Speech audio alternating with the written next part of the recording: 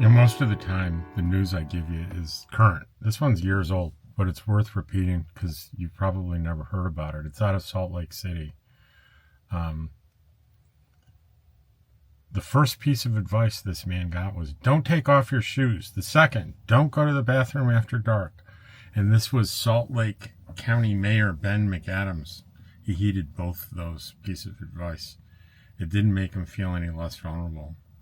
When he climbed into his bed, which was the top of a 3-person bunk with his sneakers still tightly laced to fend off thieves, arguments echoed off the walls. One man passed out on another's cot and then heard the thud of someone's head smacking the cement floor when the sleeping occupant was yanked off his mattress. Signs of drugs were nearby. He couldn't say whether it was heroin needles or bags of spice. Both were popular in the blocks surrounding the Salt Lake City's Rio Grande district. It's not like McAdams didn't know it was going to be bad. He'd held news conferences about the so-called crisis in his area. He visited the grim neighborhood before. He read about the police officers assaulted, drug dealers hiding out, and homeless people unable to access welfare services. Experiencing it firsthand for him was different. It wasn't a publicity stunt.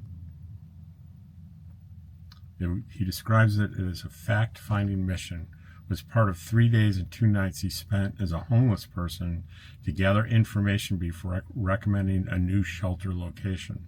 Seeking a more personal perspective, he felt he could better guide future services and plans lacking in the current model.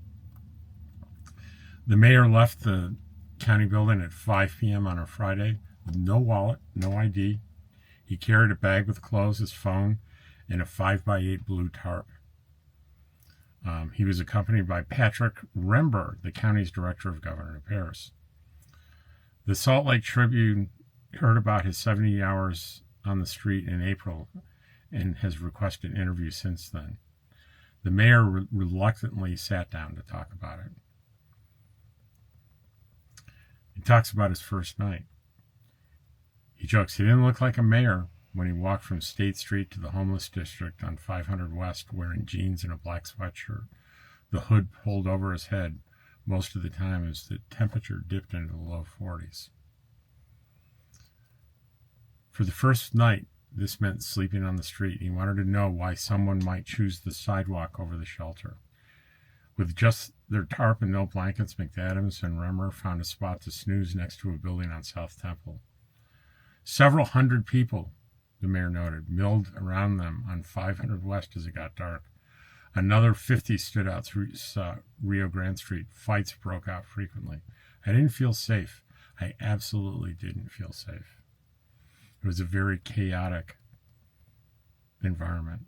Well, I'm going to let you read the rest of this article on the Salt Lake Tribune, but this is a real tribute to a public servant, an elected official, who, when found out for himself, instead of talking to people and reading reports and shaking his head at the whole sad state of things, he went out and found out what it's like to be homeless in his city.